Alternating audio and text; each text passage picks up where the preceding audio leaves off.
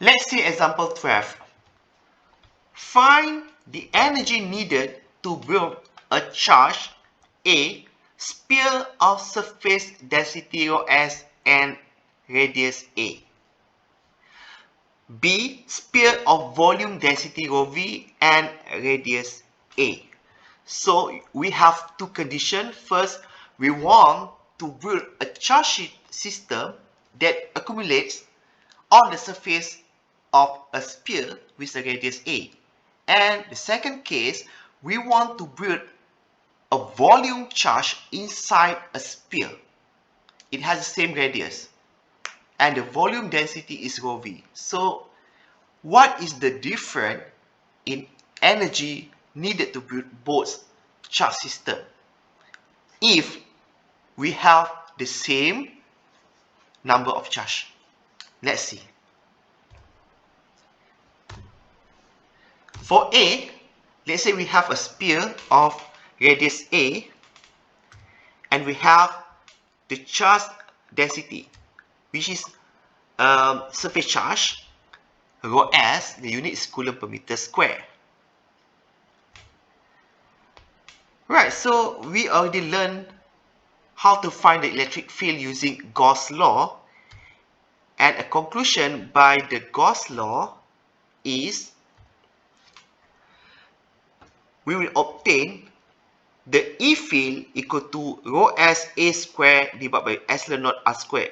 This E field exists outside the sphere because when we draw a Gaussian surface inside this hollow sphere, there is no Q enclosed, so the D and E will become 0.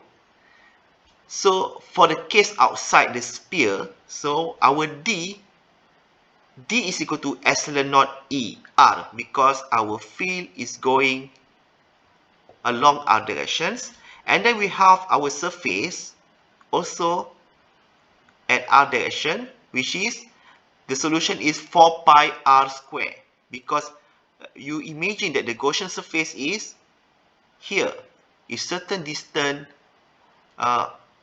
outside the sphere, so we use as a 4 pi R square.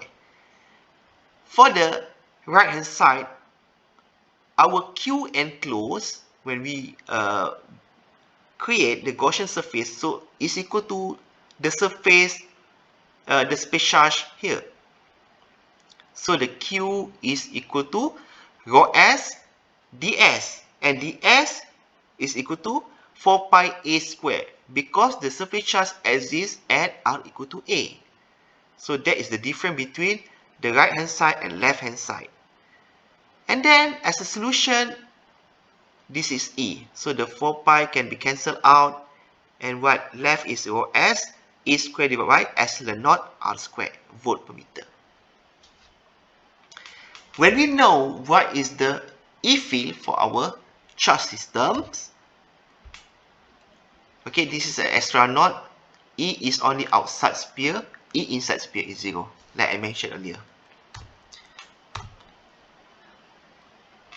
So we have to find the potential. The potential at R equal to A. Alright, so this formula seems a little bit strange, but it's equal to V equal to the integration of negative integration of E dot dl. Okay, our initial formulas. Okay, we have V equal to negative integration of L E dot dl, right? But here, when we remove the integration, it becomes dv and dl. So the dl is basically dr because our field is along R directions. So dv equal to minus E dr. And then the dv is basically the difference in potential. So the difference between V infinity and VA, because the definition of potential is we want to move, okay, a charge from infinity to the point of interest for the absolute potential. So the charge is from infinity. So we have VA, V infinity to VA. And then our integration of dr is from infinity to A. Infinity to A. So this one is become VA minus V infinity. Is equal to minus infinity to A, and E is equal to rho SA square divided by epsilon naught R square dr. And this is the solution.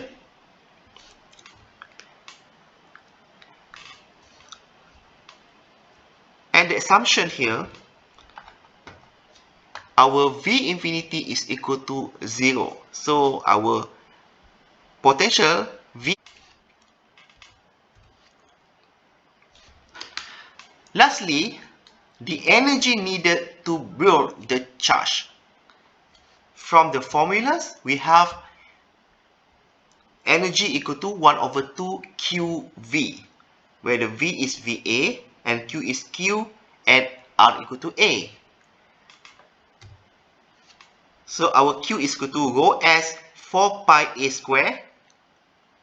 Okay, this is rho S ds. No need to derive. Okay, I just put it. And this one, we have VA equal to rho SA divided by epsilon naught. And lastly, we have our energy is equal to 2 pi rho S square A cube divided by epsilon naught. And the unit is joule.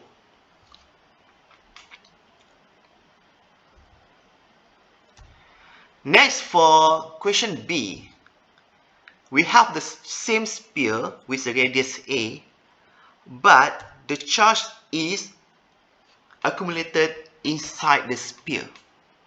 Assume that the charge density is the same, is uniform, which is rho v coulomb per meter cube. What you are going to do, first, we have to apply Gauss law to find E field at all regions. So we have region inside the sphere and outside the sphere. So we have to apply Gauss law. First, inside sphere, we have the integration of d dot ds equal to q enclosed. This is basically closed integration. So we have d is equal to epsilon naught er, because our field is going other direction. So I rename as er. And our ds is equal to 4 pi r square.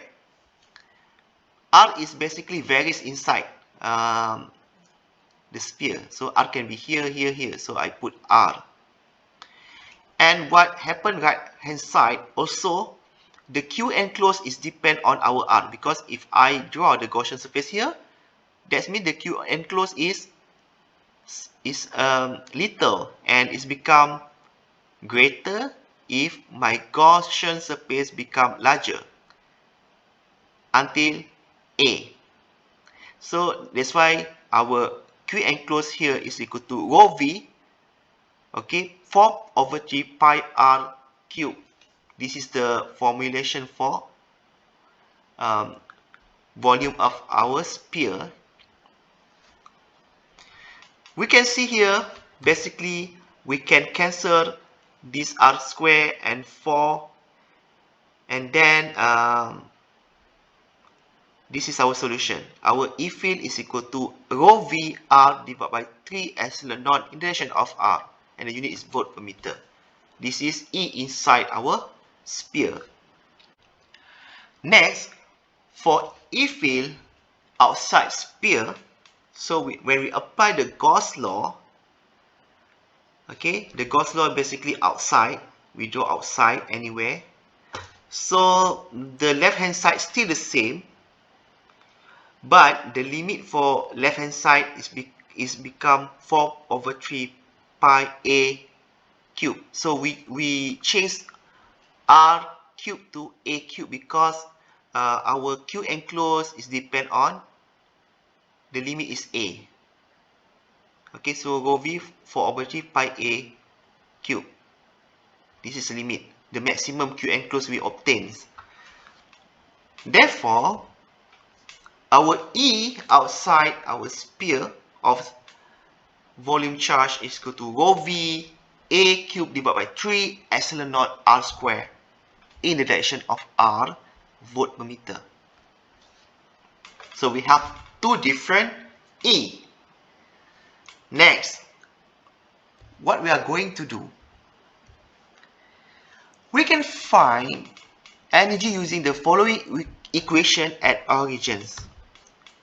Inside sphere is where R is less than A. So I rename E into the E field is EI, E inside. So WEI equal to 1 over 2 the integration of epsilon naught EI square dV. This is volume integrations, and EI here is the magnitude of E field inside our sphere. Okay, like we proved before, the EI is equal to rho VR divided by 3 epsilon naught in the direction of R. So we do integration. The limit for R is from 0 to A. Okay, inside the sphere is 0 to A. And then the limit for theta is from 0 to pi, phi 0 to 2 pi. When you solve this, okay, all the constant you bring outside. So we have R4, R to the power of 4. When we solve this, okay, the final answer will be 2 pi rho V square A the power of 5 divided by 45 epsilon naught, and the unit is joule. This is the energy inside sphere, and the energy outside the sphere when R is greater than A. We have energy outside is equal to 1 over 2 the integration of volume of epsilon naught in E out square dV. For E outside is equal to rho VA cube divided by 3 epsilon naught R square, direction of R volt per meter. Then we take the magnitude of our E field outside into our formula, which is 1 over 2 epsilon naught.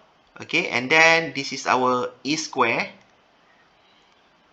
this part, and then the limit of our R is basically from A to infinity, because this is outside, A to infinity, and then our theta is equal to pi, phi is equal to 2 pi.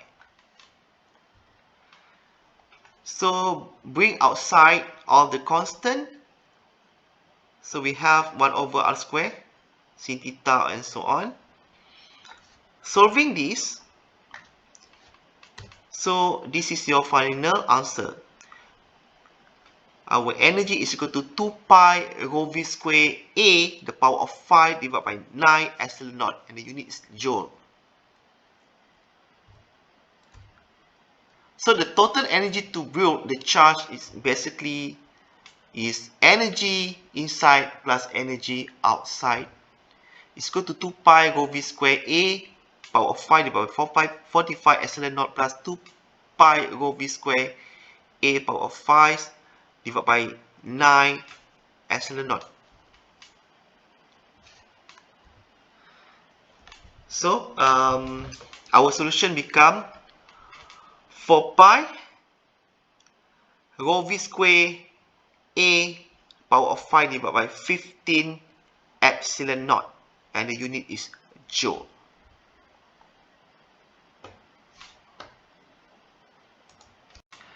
Let's see example 13.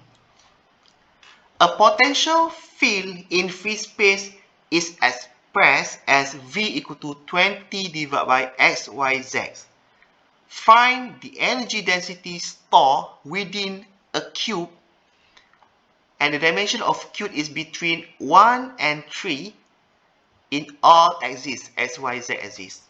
That is the questions. So as the solutions, first we have to draw the cubic. Okay, just to imagine the cubic is something like this. So it has the size of between 1 and 3 at all axes. And then we have the potential is anywhere in free space. The V is equal to 20 divided by XYZ.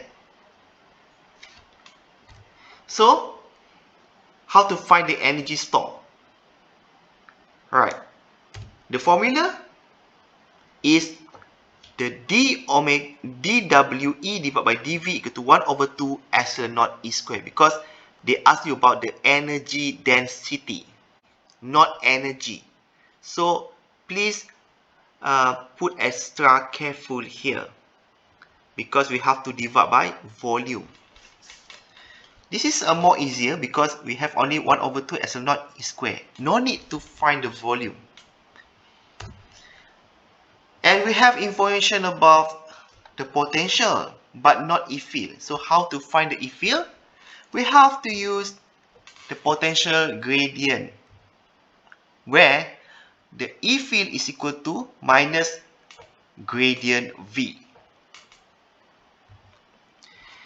Because this is a Cartesian coordinate, so we select the Cartesian coordinate to solve the gradient.